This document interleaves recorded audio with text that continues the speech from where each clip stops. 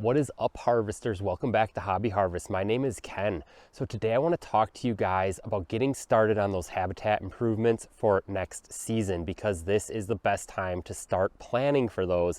And I want to go over sort of a brief overview on how to plan your habitat improvement design for your property, but also which things you should be focused on, which things you may need to adjust to going forward. So let's get into it.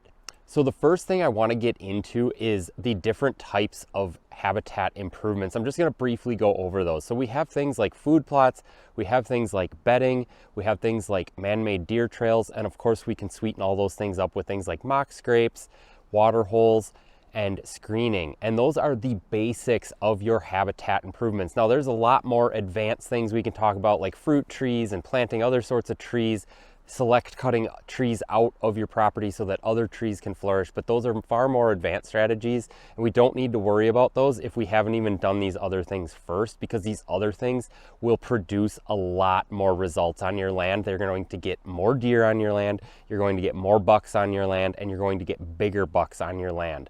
So I guess first off, we need a brief overview of what do deer do in a given day? And based on that, what habitat improvements do we want to add to our land? So deer are very simple. Deer move between bedding and food every day, every week, every month, every year. That's all they ever do. They're focused on food, and then they will go find the first available bedding off of that food. Now that does depend on where the other deer are. They will put social pressure on themselves. So we will talk about like layering bedding or creating pockets of bedding. But very simply put, at the lowest, most derived version of what deer do in a given day is they go from food to bedding and vice versa. So deer sleep during the day. They are a nocturnal creature, but they do move during the day. So deer will be in their bedding areas during the daytime. And about an hour, maybe 2 hours before dark, it's usually during that like golden hour. So deer don't have a wristwatch or a clock that they can look at and see what time it is. So you know how you can sense when like it's starting to get closer to dark, it's turning into dusk, it's that golden hour, as photographers will tell you. That is what deer see too, and that is their wake-up alarm to say, hey, get up out of your bedding.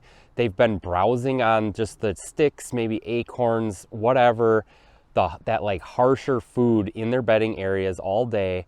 They're ready to wash it down with some leafy greens, something nice, delicate, very tender. That's what they head to. So this is the advantage of putting in food plots. Those deer are going to head to something like a food plot right before dark.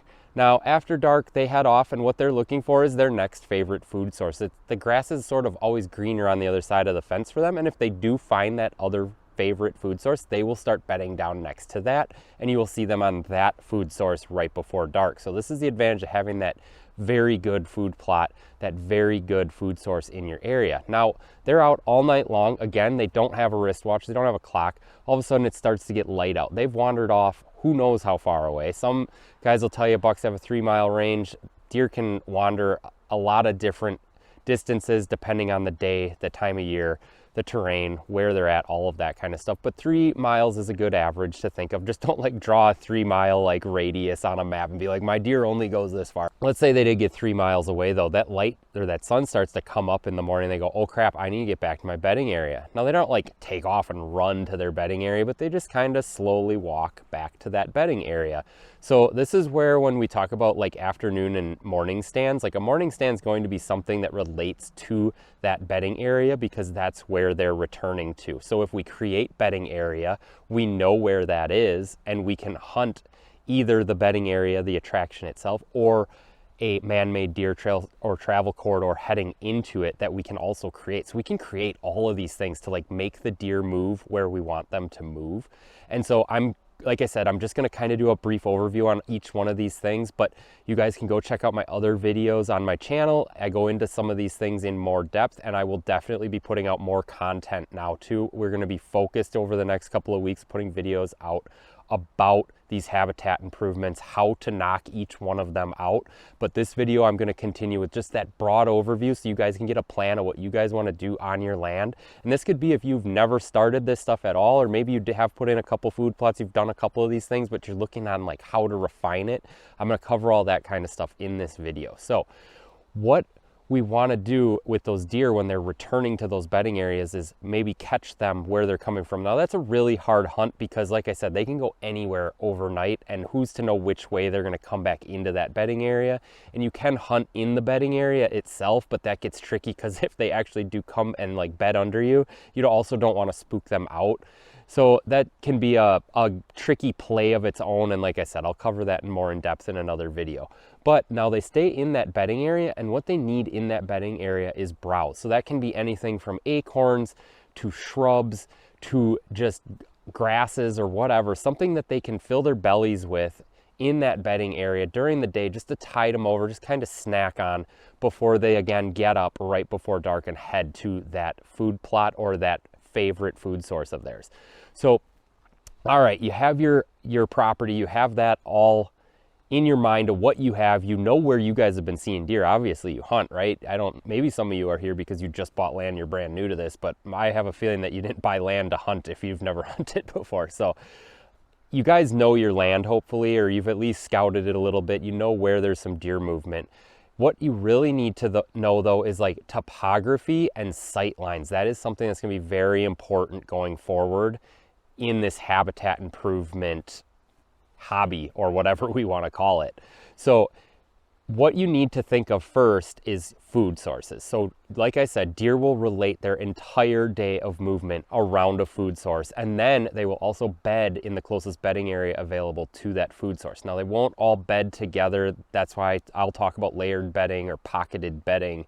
You don't want to just put all your deer in the same bed, just like you would be uncomfortable if like 10 people were trying to sleep in the same bed with you. Deer don't like to do that either. They like to stay spread out. They like to have their own bedroom, so to speak, and that is kind of what you want to create when you're creating bedding. But we want to think of, when we're looking at our overall property, of where is a good place to put food plots in first and foremost, because food plots are the most work. They're the hardest thing to get started and get established, get that soil right. They're the thing that you're going to need to be taking the biggest equipment into also. Now, we can plant food plots without big tractors and equipment and stuff, so don't get me wrong there, but you're still going to be carrying hundreds of pounds of lime and fertilizer and seed and all of these things into these areas. So you're going to want to put them where you can access them. Now, yeah, I'm not going to tell you can't put a food plot where they're really hard to access, but that's probably going to be a really small food plot because you're just not going to want to carry all that stuff in there. So we need to think of that first and foremost, is where on your property can we get to somewhat easily, be it with a four-wheeler or whatever, to get in there to bring stuff in there for creating the food plot. The other thing we need to think of is this next step after you create a food plot is screening that food plot. So what we can do is go back to the first step and just place our food plot where there's maybe topography that screens it. One of my best food plots I call the crater food plot. It's only about 1/16 of an acre, and it's like a meteor crater. So there's topography on 3 sides of it, and it's open on the one side that goes out and kind of flattens out and goes off into the woods. But of course, then when I cleared out that food plot, all of that brush, I created that brush pile right where that opening in that crater is. So it's almost completely enclosed on all sides without having to worry about creating a screen around it. So that is something just to keep in mind. If you can use topography to your advantage when you're figuring out where you want to put your food plots, definitely do that too.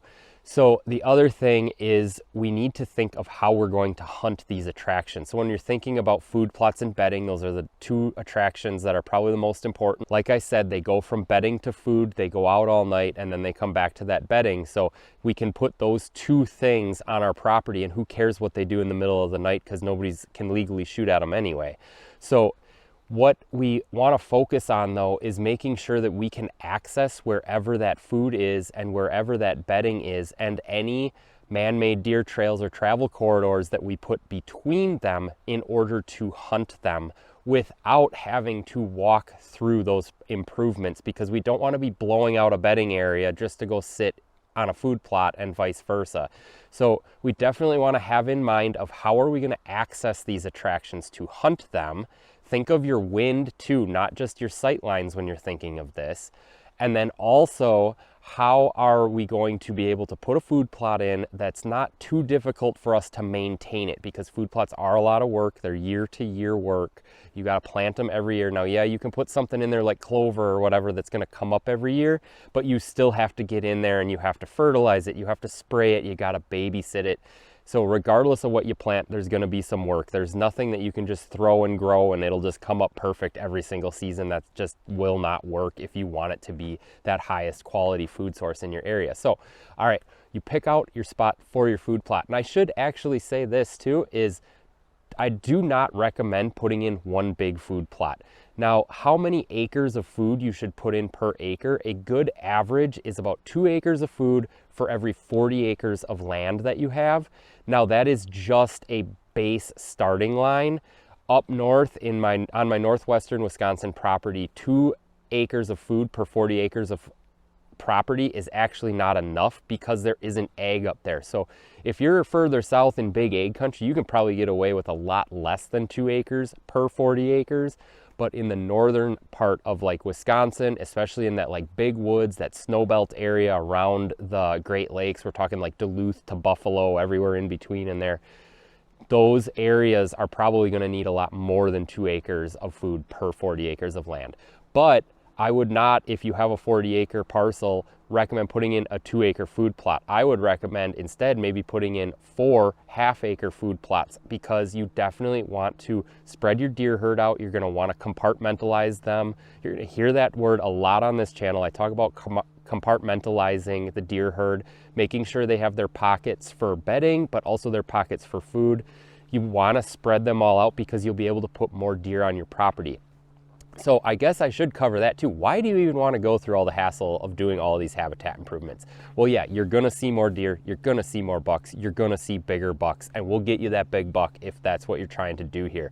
It's going to take some hard work and it's going to take some sits in the stand, but it will happen if you do all of this stuff.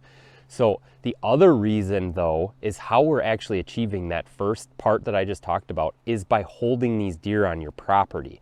So if you can hold more deer on your property by compartmentalizing them on your property, that means they're not on your neighbor's property, right? So your neighbor can be a brown-its-down hunter and you are able to protect the deer herd by holding them on your property. Now, yeah, they'll still wander on your neighbor's property at night. Your neighbor's going to get pictures of all of the deer that are on your property, but they're going to be nocturnal pictures. And depending on how educated your neighbor may or may not be about all of this stuff, they may think, oh, I got all these deer on my property. Yeah, they're all at night, but they might show up during the daytime one time. No, they won't, because you're holding them on your property during the daylight, which lets you be selective of which deer you want to harvest. And then that lets you improve the deer herd over year after year after year by select harvesting the deer on your property that you're holding on your property, protecting on your property. Now, the other thing is, yes, years after doing all these habitat improvements, what's happening is, yeah, let's say the habitat is this big and it holds this many deer, right? Well, by doing habitat improvements, you're bumping the habitat up to here. So the deer herd can actually go from this big to this big. And what will end up happening is that increased growth of the deer herd is going to go and relate back to that native growth and vegetation and whatever on your neighbor's property. So your neighbor will eventually have the deer that they always had, but initially you're going to steal all of their deer and put them on your land.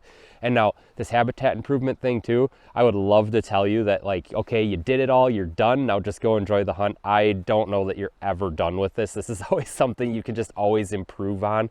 You know, you improve it as much as you can improve it, and then you improve it some more anyway. So yeah, maybe we all start this when we're a little younger, and when we get older, we don't have the energy to get out there and do all these things anymore. So maybe we do just let it coast. Maybe we hand it over to the next generation and let them do all the work too.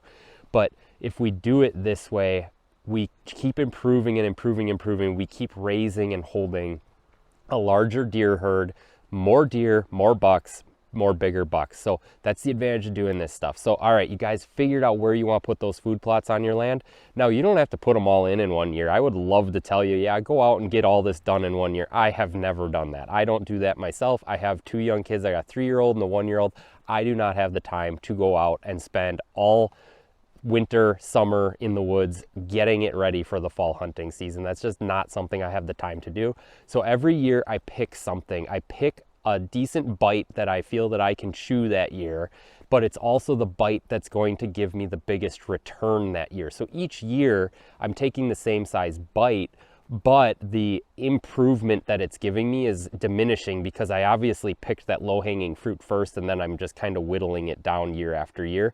But what also gives me the advantage when I do it that way is to be able to adjust year to year. So you're gonna see things when you go out on your property, when you go out and hunt, and you're gonna be like, wow, actually I didn't realize that. I'm gonna have to adjust that going into next season, because you'd be dumb if you didn't. You shouldn't just get like a habitat plan up front here and then follow it all the way through. If it takes you, say, 5+ years to do it, you should adjust every single year going forward. So once we get those food plots in, like I said, compartmentalize them. The other thing, I talk about this in other videos, go check those out, is don't make them like a big square rectangle. I like putting them in like a boomerang shape. We can use that boomerang to force deer to travel a certain way too. I get in that more in depth in other videos, but what we want to do is make it so that even if it is a small food plot, the deer can't necessarily see each other if they're on opposite sides of the food plot. So that, again, helps you compartmentalize the deer on your property.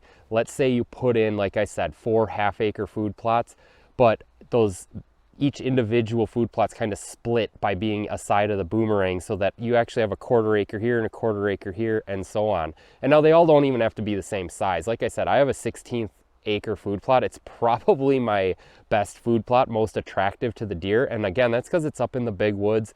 They don't like being out in the open. So my more open food plots, yeah, they hit them up, but they do like those smaller ones better. So more the reason to make smaller food plots. Now, if you're down in big ag country where you got a lot of deer, you might need to make those bigger food plots, or make those food plots a little bigger, just so they don't browse one down to nothing and you're left with dirt headed into the season. So in those cases though, you just need to put in more food plots. They will spread themselves out on those food plots. They won't necessarily like browse one down to the dirt and then move to the next one. They'll kind of keep them all at the same browse level as long as you plant the same thing in all of them.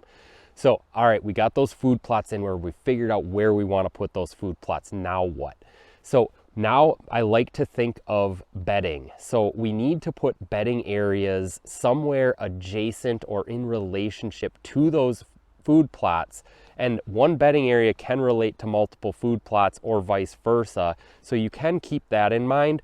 But on a very simple, like let's just say it's a 40-acre square with a road on one side, you would want to keep that first however many yards off the road, depending on your topography and how thick your cover is and whatever. So you don't actually want to see these things from the road either.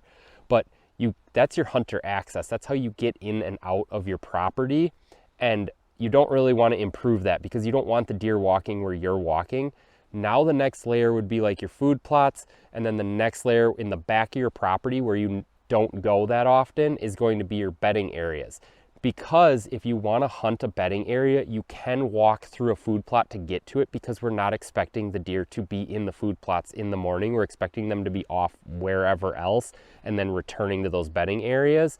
The only trick would be to slip out of that bedding area before, like say 2 hours before dark, so that you can not bust the deer off of those food plots as you come walking back out. So just think of how you're accessing these, how you're putting them in. You can also you don't have to do it so linearly like that. You could have maybe a path that goes up the middle and they kind of go off the side, or you access up the sides of your property. It depends what you guys have. You know, your neighbor might just have a big open field, and so obviously accessing off the edge of that.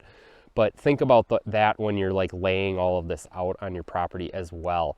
So we want to get these bedding areas, and like I said, pockets of bedding areas, and we create these by, we can hinge cut trees, we can cut down popples, get that popple regeneration. So when you cut down a popple, the root system is like set on fire and it shoots up all these sprouts out of it, and you'll get that regenerational growth that way. The other thing we can talk about is shrubs. So like, I don't know what you guys can see in the camera here, but there's a lot of red osier dogwood behind me here, a lot of yellow twig dogwood, a lot of willow. I'm down here in southeastern Wisconsin right now. That is awesome browse for deer, but also awesome cover for their bedding area. I am not standing in the middle of a bedding area right now. but this stuff's just everywhere here, and it's also great winter browse for them as well. So that's always something you need in the bedding area is daytime browse, and that's going to be stuff like your red osier dogwood. If you guys have ever like snapped one open, the skin is very like thin and soft, and it's like very like spongy on the inside, I would say. So it's a very soft wood. Like deer aren't browsing on like oak limbs when they're browsing in the woods. They're browsing on those like soft, delicate pieces of wood, those softwoods, those shrubs, things like that. And they're browsing on the younger parts of them too. They're not going down to the base of them and eating like right next to the root. They're nipping the tips off of them when they eat them. So these are things that, like, if you guys aren't fully familiar with like all of these species of plants, you know, you can look them up. I do talk about them more in depth in other videos, but like you're looking for something that's got a ton of stems so that it's really hard for you to see through it, but it's also very soft too. So you're looking at, like in southeastern Wisconsin here, it's like red osier dogwood, yellow twig dogwood, willow, box elders when they're younger too, but even an older box elder will shoot those sprouts off the bottom of it, and deer love those. So these are things that just make a thick area that they have for cover, but also for browse, and that's what you're looking for. Up northwestern Wisconsin, we're looking for things, like I said, the popple or aspen regeneration. You're looking for things like tag alder. There's a few other species up there. You might think that like pines and spruce are good for cover, but they don't provide browse. So if you have like a big pine forest or something, the deer will actually avoid that unless it's like the middle of a storm or something. They're just trying to get that thermal cover out of the storm. But for a normal daytime bedding area, they're looking for side cover and browse more than anything. Now, yeah, if you're in an area with a lot of topography, they might sit on the back side of a hill from where the wind's coming, just to get out of the wind and whatever. And if it's really cold, they might find a spot where there's not a lot of canopy over the top of them so that they're getting that sun beating down. They're taking in that radiant heat as well. Those are just things to keep in mind if you're like looking for natural bedding. But if you create bedding, they will use it. So there's a lot of ways of creating it. Like red osier dogwood, it's a great time of year this year if the ground's not fully frozen yet, but the red osier dogwood should be dormant, is to take some clippings of them and shove them into the mud in a wet area, and you'll get about 50% growth come up next year. But the problem is with something like red osier dogwood is it needs wet feet, and deer aren't going to bed down in a puddle. So like you kind of got to look at your topography of like where you can get the red osier dogwood to grow, but where the deer would bed down. So like in an ideal situation, you have like a small dry island in the middle of a swamp, and you can just plug in red osier dogwood all throughout the swamp around the island. The deer have browse and cover, but can still actually lay down on a dry spot. So again, you guys are going to have to look at your own personal property for what's going to work for you. So all right, once we get these bedding areas established, we get this food established. I actually did skip a step. Once you get that food established, if you didn't use like topography or whatever to screen it, make sure you're working on that screening. Again, red osier dogwood, any of these shrubs, any of that regenerative growth will work as screening on the side of the food plot. You can also plant switchgrass. Now, if you're gonna go the switchgrass route, please, please, please watch all of my videos on it. Watch every other creator's videos on it. Planting switchgrass is not as easy as just throwing down grass seed and letting it grow. It's a lot of work. It's a lot of babysitting. It takes years to get it fully established. So please, please, please become as educated on it as you can so you're not wasting years trying to get it established. And so switchgrass is awesome, especially in like somewhere where you're not going to be able to put in a lot of shrubs and stuff.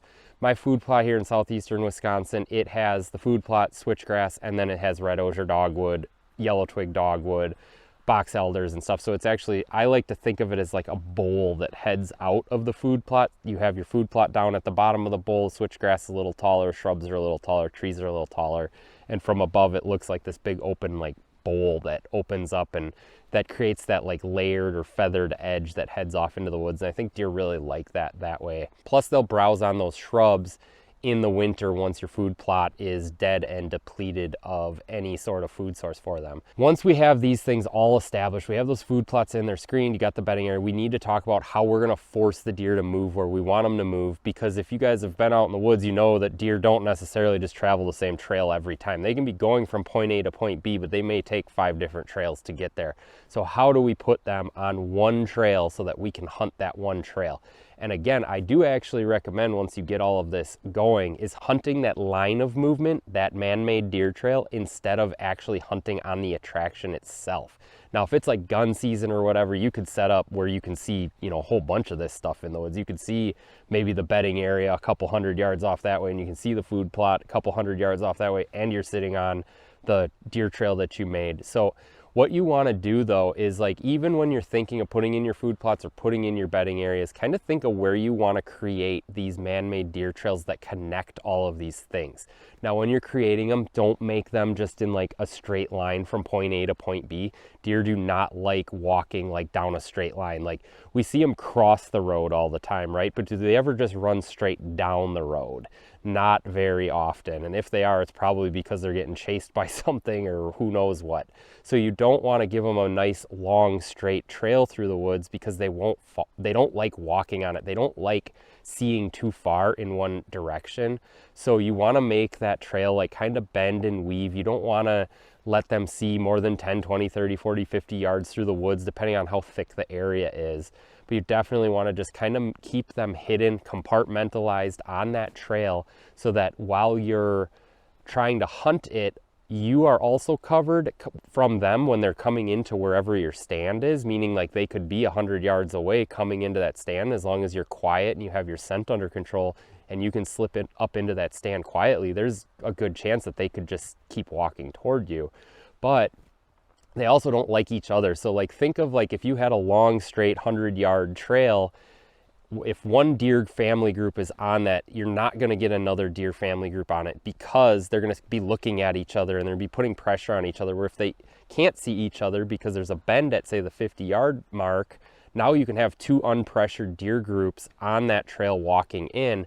And like I was saying, how deer show up at your food plot right before dark, those does and those fawns are going to grab that closest bedding area to your food plot. So they're going to get to your food plot first. Those does are the bullies in the woods. They will claim that highest quality food and that highest quality bedding, or closest proximity bedding to it. Now, that doesn't mean that those bucks aren't going to come in there. They will like that high quality food, but they're going to grab a little bit quieter bedding area than with all the women and children right next to it. So that's where I talk about, you know, make pockets of bedding to that food source. Now, what you can do though is kind of get them all on that same man-made deer trail. Once they're all on that same man-made deer trail, you don't want them to see each other. So again, you can put a couple of them, you can stack them closer together. That gets more of them to you and more of them to your food source before it gets dark out, because that's when we can shoot. That's what we're super worried about. So, all right, you get them onto that travel corridor, onto that man-made deer trail. How do you actually make them walk on it other than you just hope, right? Like I said earlier, you could have 5 different trails and who knows which one they take. Well, you open it up. So deer are creatures of laziness, and I don't like saying laziness because they're just creatures of efficiency. They don't like having to push their way through the woods if there's a nice trail cut for them. They will use that easier line of movement every single time. Now, we can sweeten it up a little bit with something like a mock scrape or a watering hole, and I would recommend putting in a mock scrape anywhere you have a stand location, even if it is on something like a food plot or in a bedding area or something. Again, relate it to where this man-made deer trail comes in and out of those things. So I wouldn't put like a mock scrape in the middle of a food plot, but I would maybe put it on the edge of one. For example, I did put in a new food plot last year, and I put 2 mock scrapes, one on either end of that boomerang shape I was telling you guys about.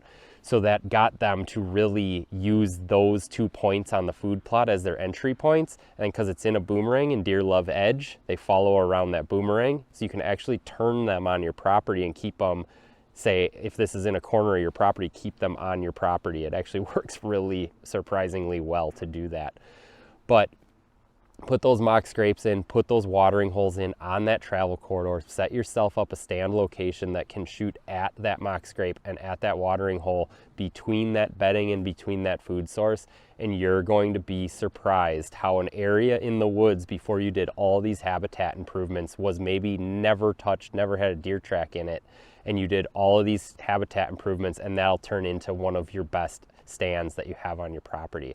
So, all right, guys, these are all of the basics. I'm going to get into all of these in more depth and more on my channel coming up in the next weeks. I'm going to commit to 1 video a week for you guys. If you want to see those, make sure you hit that subscribe button, like this video so it can spread to more people. I want to continue to grow this hunting community. If you have any more information you think I missed in this video, leave it down in the comment section so we can help some more people out. I will catch you guys on the next one.